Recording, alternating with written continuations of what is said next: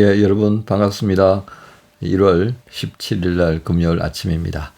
예, 또 이렇게 한 주간을 마무리하는 시간이 되었네요. 그러면서 말씀도 함께 나눕니다. 예레미야 5장 말씀으로 함께 은혜 나눕니다. 예, 오늘은 5장 가운데에서 1절부터 9절까지 말씀 우리 함께 또 봉독하겠습니다. 이때 또 저희를 대신해서 멋진 목소리에 또 주인공께서 등장하셔서 또 말씀 봉독해 주시겠습니다. 너희는 예루살렘 거리로 빨리 다니며 그 넓은 거리에서 찾아보고 알라. 너희가 만일 정의를 행하며 진리를 구하는 자를 한 사람이라도 찾으면 내가 이 성읍을 용서하리라. 그들이 여호와께서 살아계심을 두고 맹세할지라도 실상은 거짓 맹세니라. 여호와여, 주의 눈이 진리를 찾지 아니하시나이까? 주께서 그들을 치셨을지라도 그들이 아픈 줄을 알지 못하며 그들을 멸하셨을지라도 그들이 징계를 받지 아니하고 그들의 얼굴을 바위보다 굳게 하여 돌아오기를 싫어하므로 내가 말하기를 이 무리는 비천하고 어리석은 것뿐이라. 여호와의 길, 자기 하나님의 법을 알지 못하니 내가 지도자들에게 가서 그들에게 말하리라. 그들은 여호와의 길, 자기 하나님의 법을 안다 하였더니 그들도 일제히 멍에를 꺾고 결박을 끊은지라. 그러므로 숲에서 나오는 사자가 그들을 죽이며 사막의 이리가 그들을 멸하며 표범이 성읍들을 엿본즉 그리로 나오는 자마다 찢기리니 이는 그들의 허물이 많고 반역이 심함이니이다. 내가 어찌 너를 용서하겠느냐? 내 자녀가 나를 버리고 신이 아닌 것들로 맹세하였으며 내가 그들을 배불리 먹인즉 그들이 간음하며 창기의 집에 헛다이 모이며 그들은 두루다니는 살진 수말같이 각기 이웃의 아내를 따르며 소리 지르는도다. 내가 어찌 이 일들에 대하여 벌하지 아니하겠으며 내 마음이 이런 나라에 보복하지 않겠느냐? 예, 여러분 말씀 잘 들으셨죠? 예, 오늘 말씀 1절부터 9절까지 중에서 중심 구절은 1절입니다. 너희는 예루살렘 거리로 빨리 다니며 그 넓은 거리에서 찾아보고 알라. 너희가 만일 정의를 행하며 진리를 구하는 자를 한 사람이라도 찾으면 내가 이 성읍을 용서하리라. 예, 한 사람의 가치를 아느냐라는 제목으로 말씀을 전합니다. 한 사람의 가치를 아느냐. 예, 오늘 하나님께서는 이 예레미야를 통해서 그 정말 안타까운 마음, 하나님 마음을 우리가 어떻게 알겠습니까? 이렇게 이제 선지자들을 통해서 또는 기록된 말씀을 읽으면서 참 짐작만 할 뿐이죠. 우리가 부모님의 마음을 어떻게 다 알겠습니까? 저도 뭐 부모가 되어서 이제 60이 넘었지만 그냥 간간히 아버지, 어머니께서 그런 마음이셨겠다라고 조금 느낄 뿐입니다. 그리고 이제 그러다 보니까 그때 많이 뭐 힘드셨겠다. 내가 그때 조금 더 헤아릴 수 있었다면 그런 생각을 하곤 해요. 하지만 뭐 그때는 그 나이에 제가 가지고 있는 생각이 최선이라고 여길 때니까 참 죄송하죠. 그래서 오늘 말씀을 읽으면서 우리가 하나님의 마음을 헤아린다는 것은 참 거의 뭐 불가능하지 않겠습니까? 하지만 기록되어진 말씀들은 우리가 묵상하면서 하나님의 마음이 이랬구나 하는 것은 우리가 읽으면서 느낄 수가 있습니다. 그러니까 이제 조금 더 우리가 회개할 수 있는 시간을 짧게 가져올 수 있도록 도와주시는 거죠. 자, 이런 하나님의 마음을 우리가 헤아려 보면서요. 오늘 본문에 있는 내용을 보면 중심구절 1절에서 보면 정의를 행하며 진리를 구하는 자를 한 사람이라도 찾으면 내가 이 성읍을 용서하리라. 그것은 여러분 창세기 이제 18장에 보면 소돔과 고모라를 멸하시기 위해서 하나님께서 이제 천사들 보내는 그런 장면이 있습니다. 바로 그때 이제 아브라함이 장막에 앉았다가 나그네들을 보고 바로 그들이 하나님의 사자라고 하는 것을 알죠. 그리고 얼른 이제 식탁을 준비해서 강권하다시피 해서 드시고 가시라고 이제 그렇게 대접을 하는 가운데에 이제 다 잡수시고 떠나기 전에 우리가 아무리 그렇지 아브라함에게는 이 이야기를 좀 해줘야 될 것 같지 않아? 그러면서 이제 소돔과 고모라를 멸하기로 작정한 것입니다. 바로 그때 이제 의인 10명까지 내려가죠.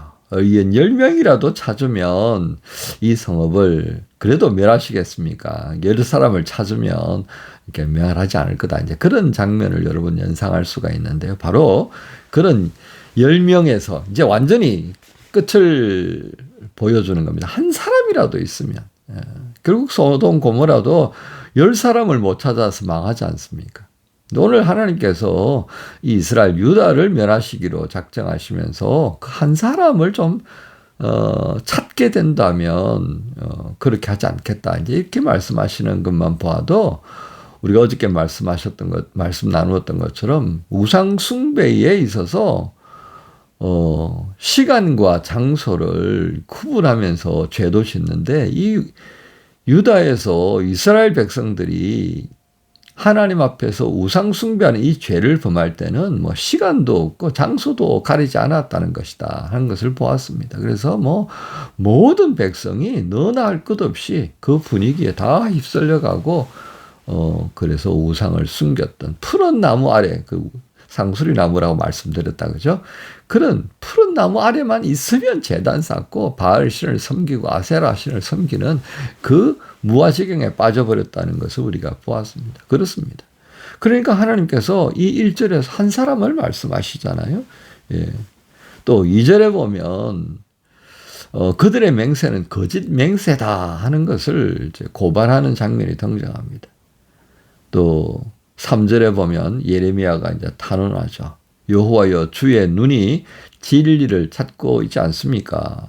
주께서 그들을 치셨을지라도 그들이 아픈 줄을 알지 못하며 그들을 멸하셨을지라도 그들이 징계를 받지 아니하고 그들의 얼굴을 바위보다 굳게 하여 돌아오기를 싫어합니다.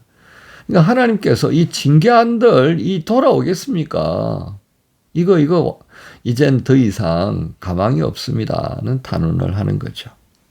그런 정도가 되었으니까 이 한 사람이라는 가치를 하나님이 얼마나 크게 보고 계신다는 것. 그러니까 일말의 희망이라도 갖는다면, 일말의 희망이라도 갖는다면 좋겠다.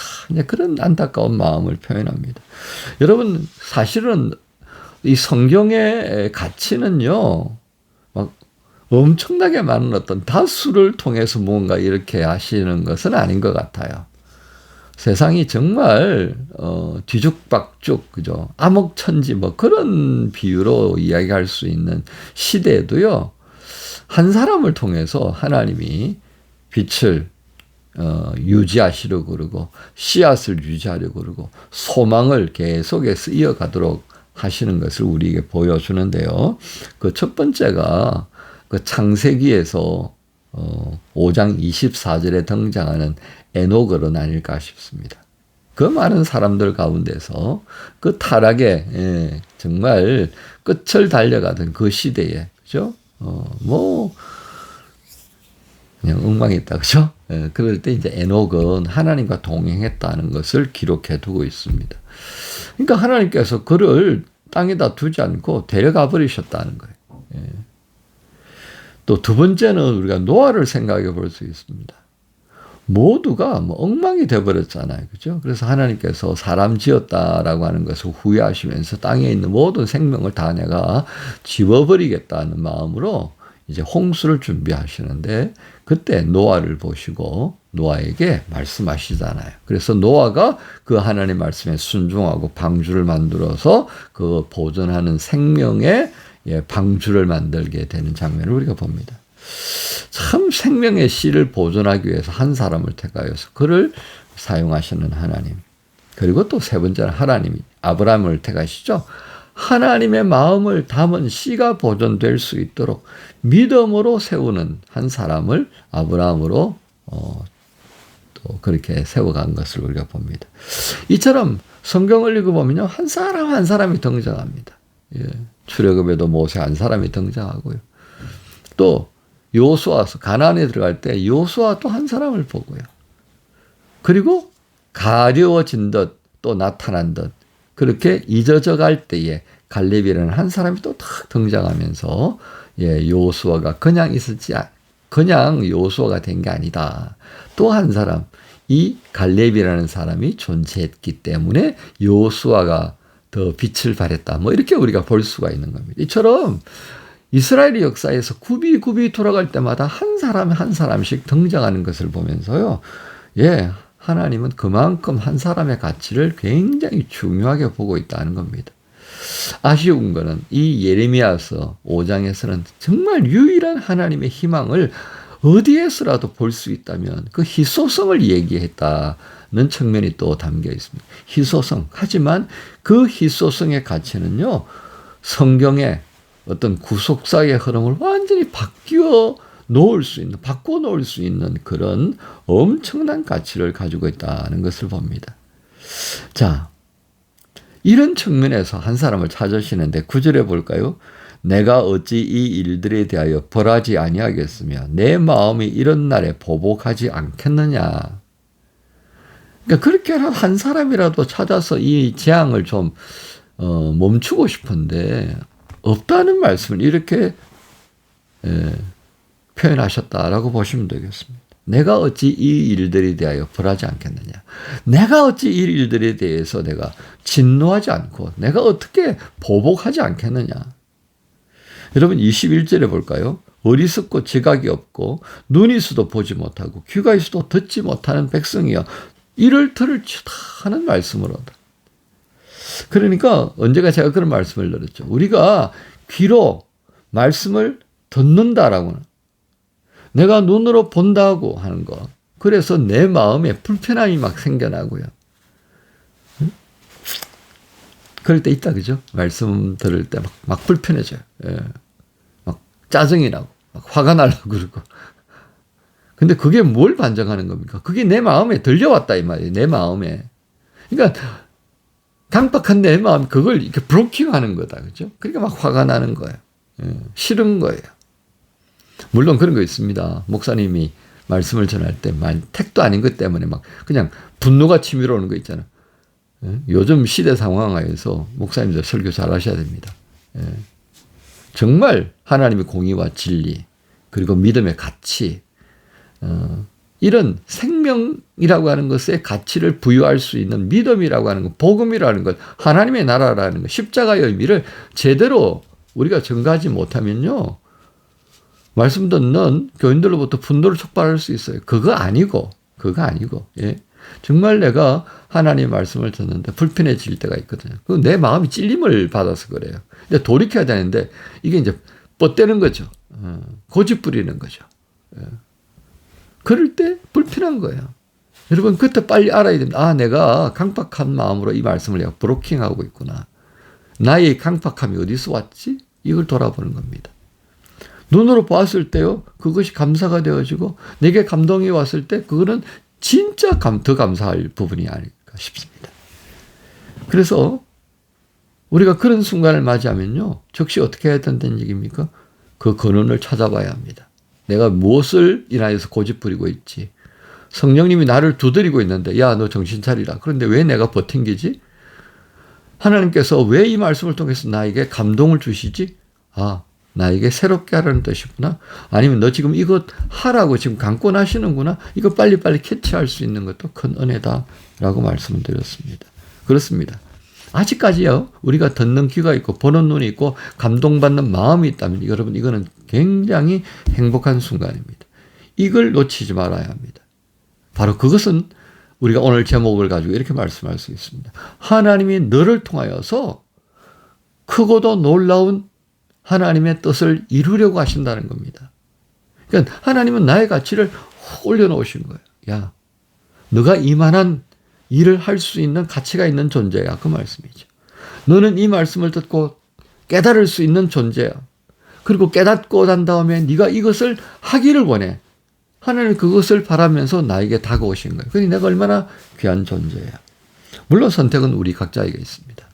하지만 이 과정을 통해 하나님은 그 한 사람의 그 말씀을 듣고 감동받고 돌이키고 새롭게 되어지는 그 한 사람의 가치를 극대화시키기를 원합니다.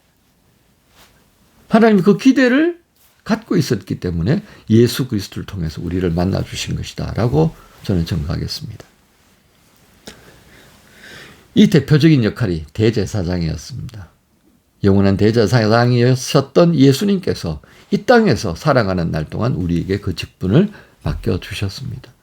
한 사람 대제사장으로 인해서 백성들 모두가 속죄함을 받든지 심판을 받든지 그 길목에 서 있는 한 사람의 가치, 그것이 대제사장으로 표현되어졌고요. 그것을 오늘 우리가 살아갈 수 있다면 좋겠다 하는 마음으로 우리에게 전가하시는 예레미야 어른입니다.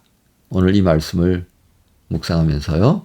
하나님, 내게 있는 이 가치가 하나님의 손에 의하여서 더 극대화되어지고 그로 인해 하나님의 구속사가 이 땅에 가득하여지기를 원합니다. 인도하여 주옵소서라고 기도하시면서 오늘 금요일 시작하십시다. 여러분 모두를 우리 주님 예수님의 이름으로 축복합니다. 주님 감사합니다.